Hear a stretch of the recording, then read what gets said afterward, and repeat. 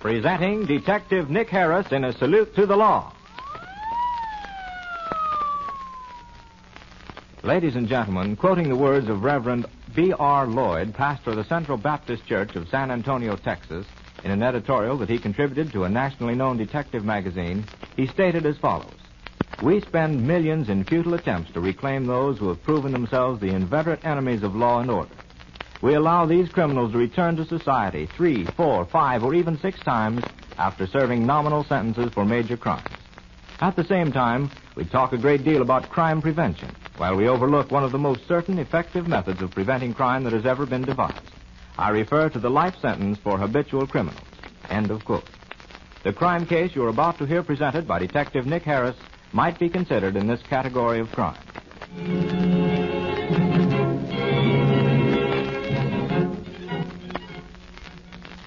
Few people realize the work that goes into the business of catching criminals, the hunches that must be played, the questions that must be asked, and the dangerous risks that must be taken. Usually, when you hear of a crime, you hear first that it has been committed, then that it has been solved, if it has.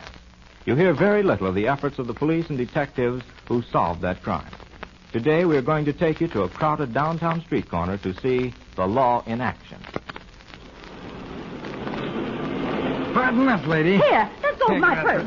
You got it, kid? Yeah, let's go. Okay, stop, whoever run for it. Here, give me back my purse. Police! Police! What is it, lady? What's the matter? Why, that boy, he stole my purse. Catch him. Why, that little thief. Oh. All right, son. Where do you think you're going? Here, let go of me. What are you jumping on me I have for? an idea that purse you've got under your coat might have something to do with it. However, let's see what the police say. Come on, I'm taking you down to headquarters. All right, son. Now, what's your name? Frank Dermott, Your age? 19. Awful young to go to prison, eh, Britt? That's right, Casey. You sure you don't want to tell the name of the man that was with you? I don't know, I tell you. Where did you meet him? In the Civic Center. Me and this fellow and another guy was hanging around, got to talking. Well, what other guy? I don't know his name either. This accomplice of yours is a lot older than you, isn't he? Sure, he's a lot older. He told us we could make some easy money snatching purses. I've never snatched one, so I thought I'd try it. I got caught. Now, what are you going to do with me? Okay, son, take it easy. Well, Britt, there you are. An open and shut case of purse snatching. Now, wait a minute, Casey. What are you so nervous about, Dermot? Nothing. Listen, I snatched a purse, and that's all I got to tell you, so don't ask me any more questions. All right, son. You don't have to talk if you don't want to. Casey, could I see you outside a minute? Sure, Chief. Well, what do you make of him, Casey? It's as plain as the nose on my face. An innocent boy led astray. Did you notice how nervous he was? He's a scared lad. He's so nervous that it makes me think there's something more to this case than purse snatching. Well, I don't like to dispute you, Chief, but I think you're trying to make something out of nothing. It's a plain case of a lad needing a little money and trying to get it the easy way. Maybe so, Casey. But you get a picture of him. Take it around to a few of the joints and see if you can't pick up the older fella. And then call on this kid's mother. Okay, Chief. But it's against my better judgment. I still think it's a plain case.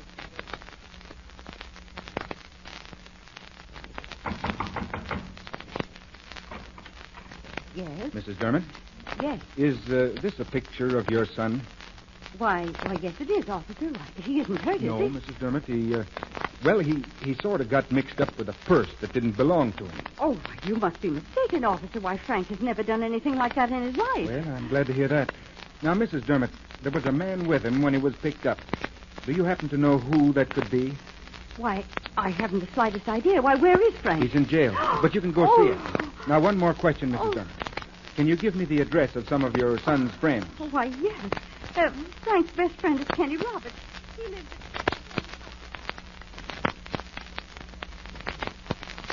Well, Frank hasn't been around much lately. I saw him hanging around Jenkins' pool hall the other night, though. Where's that? Well, let's see. I've seen that kid in the picture around here a lot lately. He's been hanging around with a fellow named Jake Morton. If you ask me, I'd say Morton is no good. That's what I thought. Now, where does this no-good bum live? I don't know, but he'll be in here. Well, when he comes in, tell him this boy Dermott is in jail and would like to see him.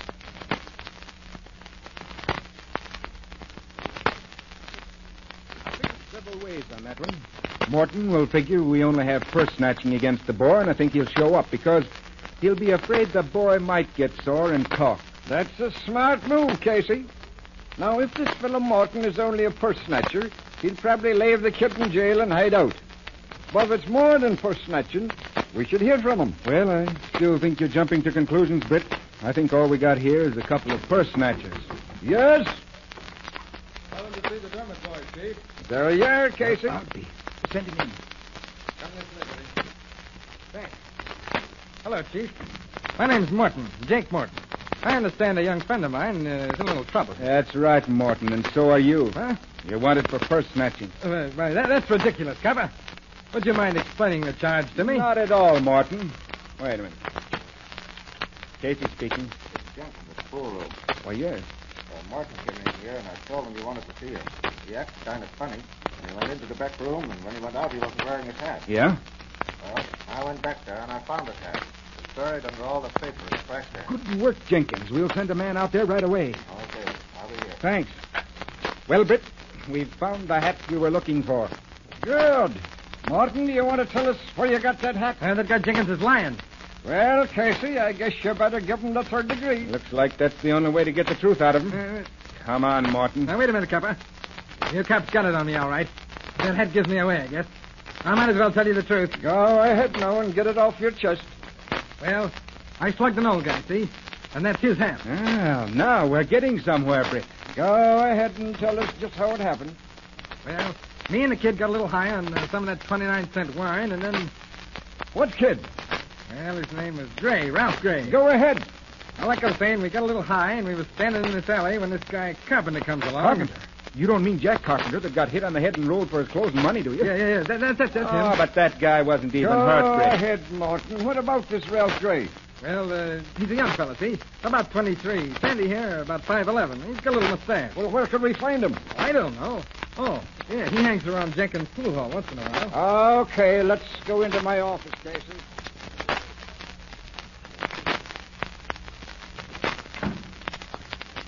Well, what do you make of it, Casey? I make out of it just what it is. An assault case and petty larceny. Swell detective you turned out to be. No, that's where you're wrong. This Morton bird talked too fast and too easy. He's hiding something else. Now, what makes you think that? Look, Casey, Morton says that this Dermot kid wasn't even in on the rolling job. But you'll have to admit that the kid was scared to death. But why? Because he knows about some crime that's worse than rolling or purse snatching. Now you go out and round up this fellow Ralph Gray. Just as you say, Chief. But I personally think we're in for a while. Later on that night, 2 radio police officers picked up Ralph Gray from Morton's description of it. At the first stop sign, Gray jumped out and made a run for it. They could have shot him, but instead they chased and caught him. He wasn't in jail 2 minutes before he took 2 strychnine pills. They took him to the hospital and pumped out his stomach. Then he made a dash for freedom. He jumped out the second-story window and landed right in the middle of 6 officers who took him back upstairs. When questioned, he said he didn't live anywhere, just slept wherever he could find a place. Casey and Britt took his picture and showed it around all the shady spots in town in an effort to find out where he lived. About noon, they ran into a fellow who said he knew where Gray lived, that he would take them to the house. I don't find anything important in his clothes, Britt.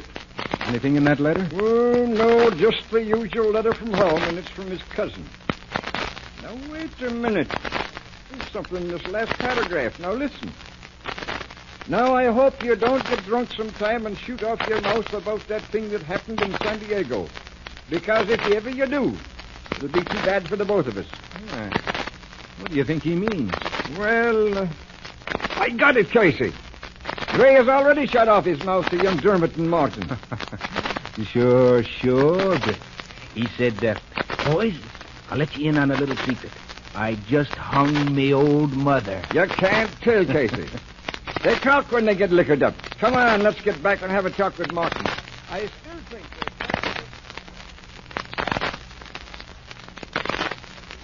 Come to think of it, Pepper, I did pull one other job at Ralph Gray. What was that? Well, it wasn't much. We snatched an old lady's purse, but it was a bust. Why? All we got was a set of false teeth. Oh, you remember the case, Britt? Yeah. Which one of you made the snatch? Gray made the snatch. We met at his place later, and like I said, all we had to show for the grab was the false teeth. Now you picked a swell partner, you did. There was $8 in that purse. Don't kid me, Copper. You don't have to believe us. We have the full report on it here. Why, that dirty rat. I should have known better than to team up with a guy that's hot. What's he wanted for? Oh, I don't know. Some job down in San Diego. Well, you might as well tell us all you know, Morton. You know this Carpenter case could be a serious rap. And what do you know about his cousin in San Diego? His cousin?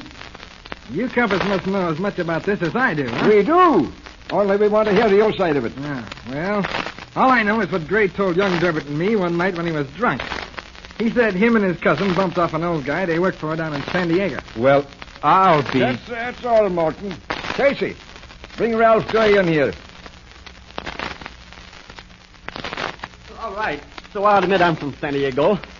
Well, then suppose you tell us how you killed the old man, Gray. I don't know what you're talking about. Your cousin said you did it yourself, that he was on the outside all the time. He's lying, I tell you. He's lying. He is? All right. Suppose you tell us the truth. Starting at the beginning as if we didn't know anything about the case at all. My cousin isn't telling the truth. I burned old Hardy's feet, but my cousin cracked his neck. Burned his feet? Cracked his neck? Now, wait a minute, Gray. How come there's no record of this Hardy's murder? Oh, he was an old man. When we saw he was dead, we turned the heat on in his room. No one found him for 2 weeks, and when they did find him, the body had decomposed. And the police saw that he was an old man and thought he died a natural death, eh? Okay, Casey. Here's your murderer. Come along, you, Gray. Well, it's another good day's work, eh, Britt? I knew it was murder all along. And that, ladies and gentlemen, was the end of the case. Gray and his cousin both got life for the murder of Hardy. Young Dermot's nervousness disappeared, and he was given 5 years probation. Morton was given a year in jail. And so you see, by the solving of this almost perfect murder, the work that goes into the unraveling and piecing together again of criminal cases. And all this proves again, as has been so often said, crime does not pay. You have just heard another true life drama brought to you by that eminent Los Angeles criminologist detective, Nick Harris, chief of the detective agency bearing his name. Fictitious names and places have been used throughout this narrative. This story was dramatized for radio presentation by Malcolm McTaggart and is a Caroline Caro production. Today's cast included Charles E. Bender, Newton Lott, Bob Baldwin, Mary Ryan, Art Bickle, Malcolm McTaggart, and Bill Groen. Mr. Harris will be heard again next Sunday over this same station at 12:30 in another of these interesting stories entitled Trapping the Masked Fiend. David Starling speaking.